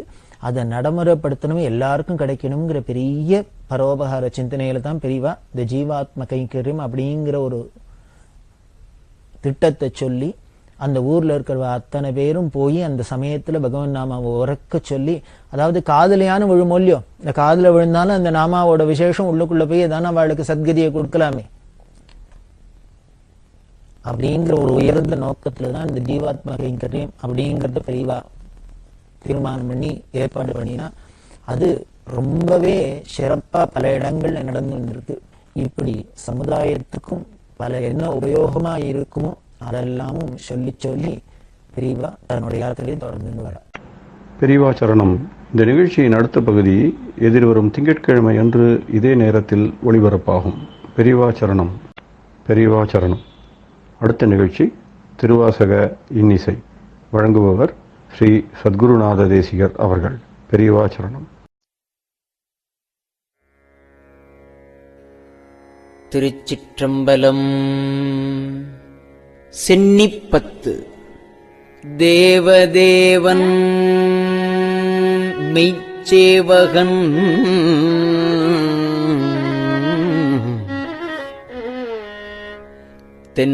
தென்பெருந்துறை நாயகன்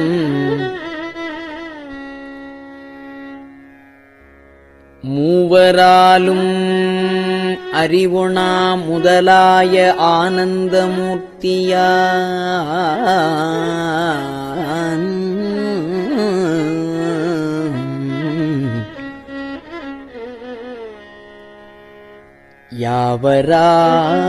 யாவராயினும்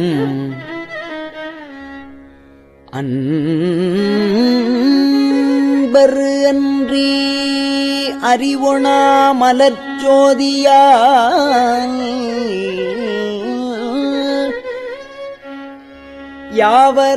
யாவராயினும் அன்பரன்றி அறிவொணா மலர்ச்சோதியான்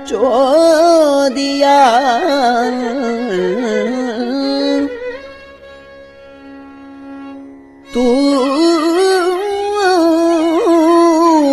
மாமலர் சேவடி கண் நம் சென்னி மன்னிச் சுடருமே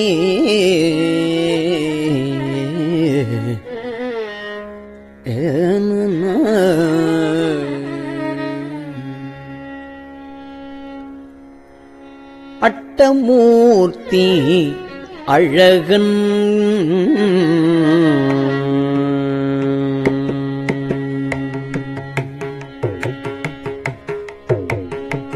அட்டமூர்த்தி அழகன் இன்னமுதாய ஆனந்த வெள்ளத்தான் அட்டமூர்த்தி அழகன் இன்னமுதாய ஆனந்த வெள்ளத்தான் சிட்டல் மெய் சிவலோகநாயகன் தென்பெரும் தூரை சேவகன் மட்டுவார் குழல் மங்கையாளையோ பாகம் வைத்த அழகன் தன் வட்ட மாமலர் சேவடி கள் நம் செல்லி மல்லி மலருமே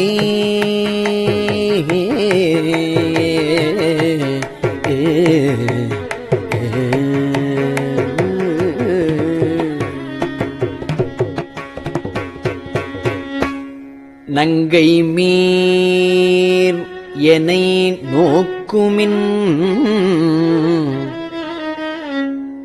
நங்கள் நாதன் நம் பணி கொண்டவன்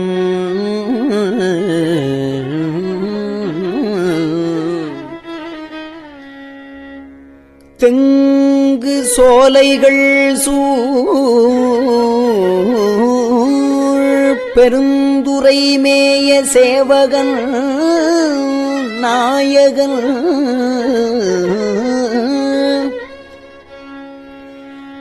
மங்கை மார்கையில் வளையும் கொண்டு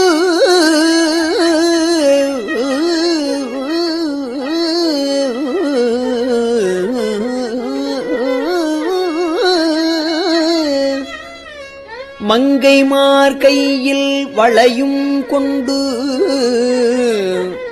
எம் உயிரும் கொண்டு எம் பணி கொள்வான் பொங்குமாமலர் சேவடிக்கண் நம் சென்னி மன்னி பொலியுமே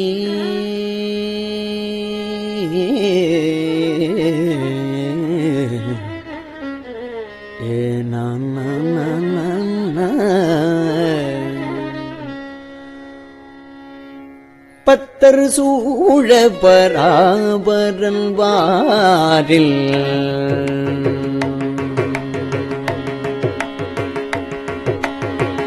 பத்தர் சூழ பராபரன் பாரில் வந்து பார்ப்பான் என சித்தர் சூழ சிவபிரான் சித்தர் சூழ சிவபிரான் தில்லை மூது நடம் செய்வான் எத்தனாகி வந்து இல் புகுந்து எமை ஆளுங்கொண்டு எம் பணி கொள்வான் வைத்த மாமலர் சேவடிக்கள் நம் செல்லி மன்னி மலருமே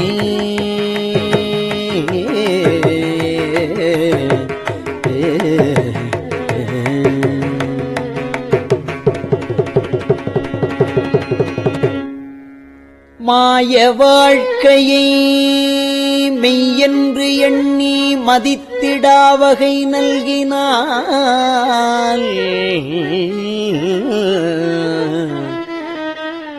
வேய தோள் உமை பங்கன் எங்கள் திருப்பெருந்துறை மேவினான்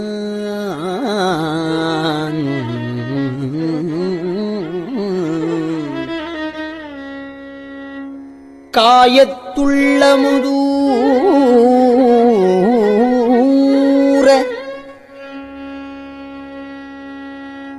ஊர நீ கண்டுகொள் என்று காட்டிய சேயமாமலர் சேவடிக்கள் நம் சென்னி மன்னி திகழுமே.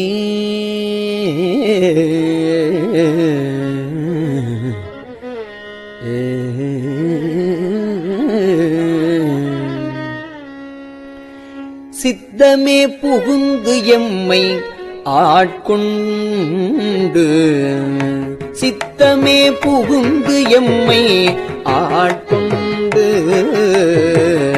தீவினை கெடுத்து உய்யலாம் பத்தி தந்து,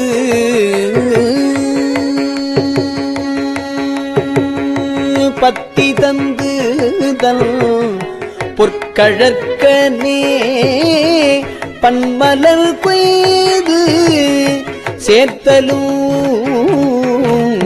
முத்தி தந்து இந்த மூலகுக்கும் அப்புறத்து எம்மை வைத்திடும்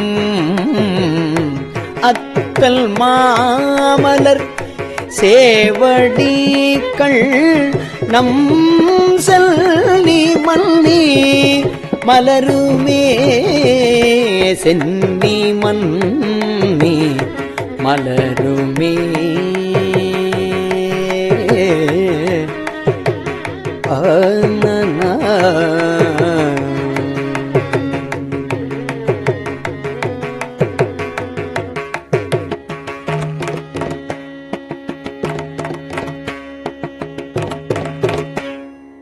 பிறவி என்னும் இக்கடலை நீந்த தன் பேரருள் தந்தருளினான்.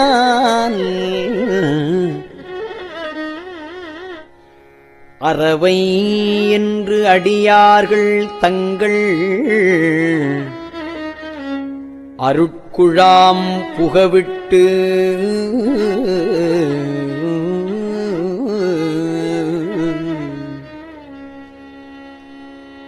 நல் உறவு செய்து எனை உய்யக் கொண்ட பிரான் உண்மை பெருக்கமாம் திறமை காட்டிய சேவடிகள் நம் சென்னி மன்னி திகழுமே.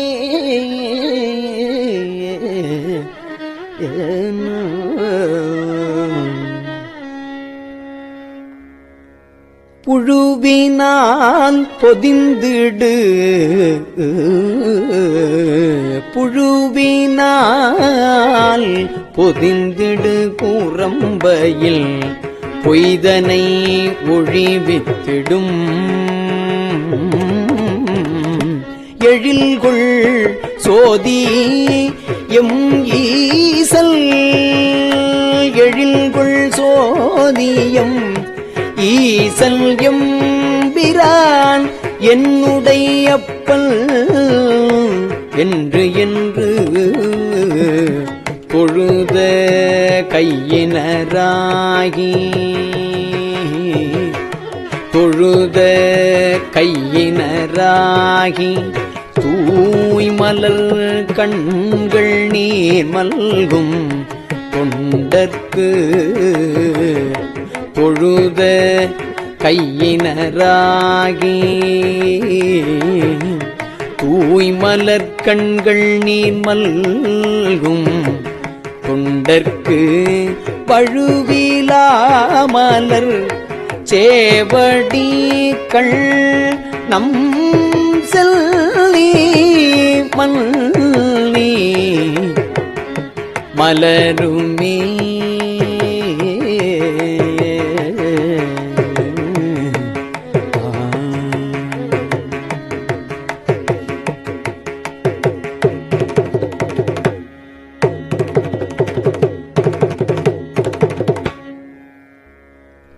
வம்பனாய் திரிவேனை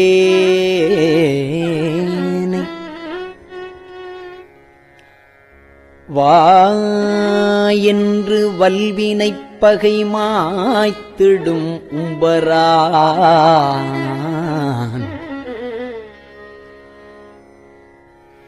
உலகு ஊடறுத்து புறத்தனாய் நின்ற எம்பிரான்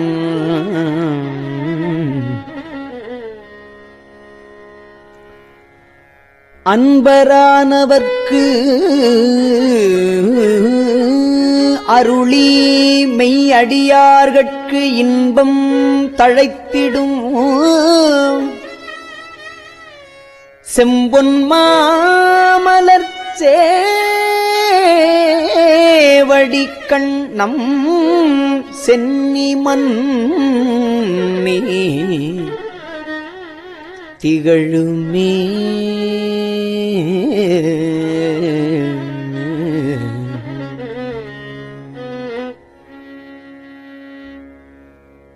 முத்தனை முதற்சோதியை முத்தனை முதல் சோதியை முக்கள் அப்பனை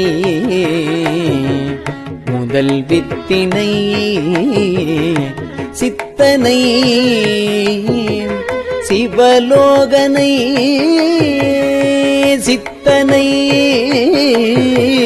சிவலோகனை திருநாமம் பாடி திரிதரும் பத்தர்கள் இங்கே வம்பின் பத்தர்கள் இங்கே வம்மில் நீர் உங்கள் பாசம் தீர பணிமீனோ சித்தமார்தரும் சேவடி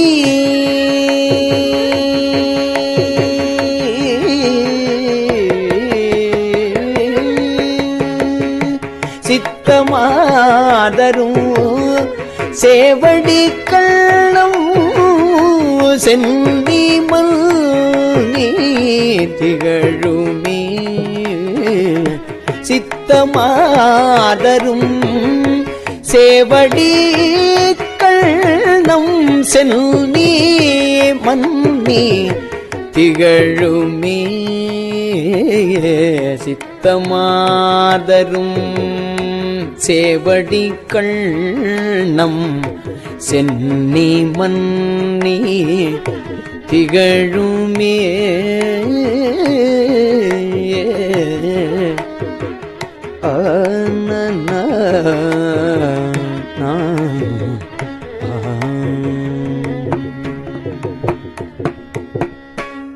திருச்சிற்றம்பலம்.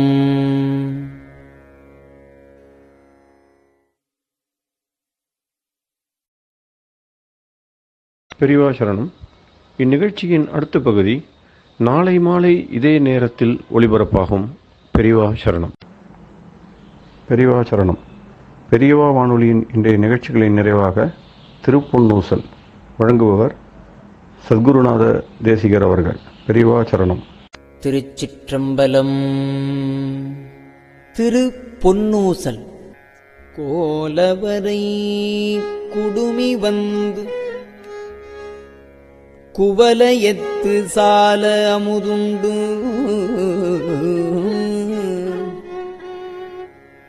தாழ்கடலின் மீதெழுந்து ஞாலம் மிக பரிமேற்கொண்டு நமையாண்டான் சீலம் திகழும் திரு உத்தரகோசமங்கை மாலுக்கு அரியானை வாயார நாம் பாடி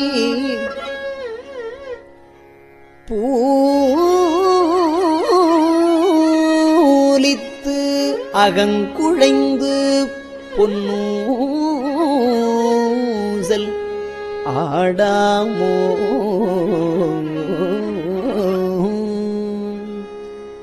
திருச்சிற்றம்பலம். கஞ்சிவய காமாட்சி தன் குழந்தாள் சங்கரே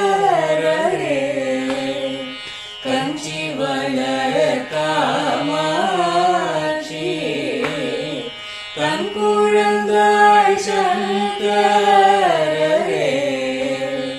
குரு சந்திரசேகரரே உறங்கிடுவீர்களேலோ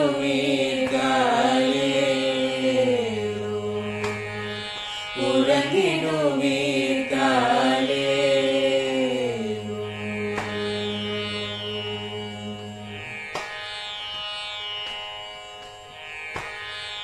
ஆதிகுரு சங்கரராய்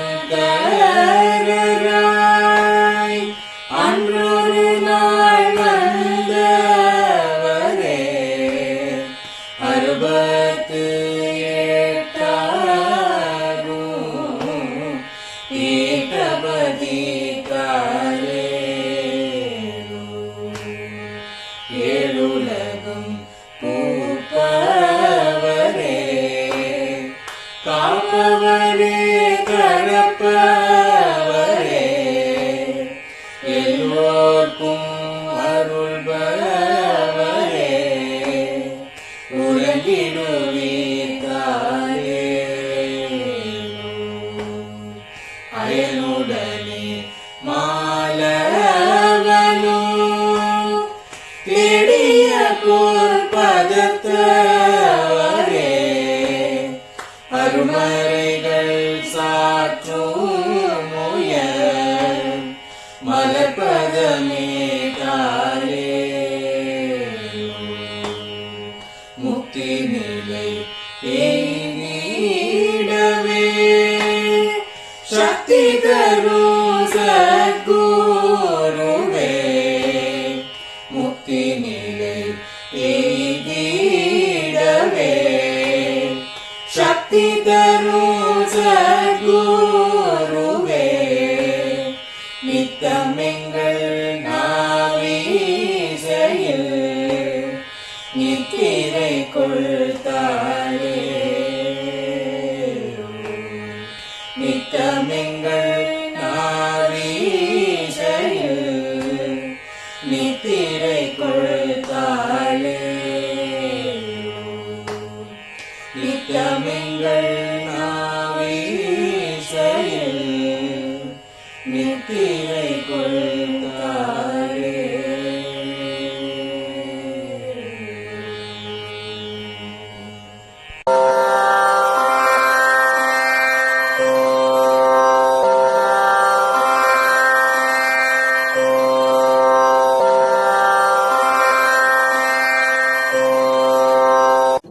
பெரியவாசரணம். பெரியவா வானொலியின் மாலை நிகழ்ச்சிகள் இத்துடன் நிறைவடைகின்றன. எமது அடுத்த ஒளிபரப்பு நாளை காலை இந்திய நேரப்படி 6 மணிக்கு துவங்கும். பெரியவாசரணம்.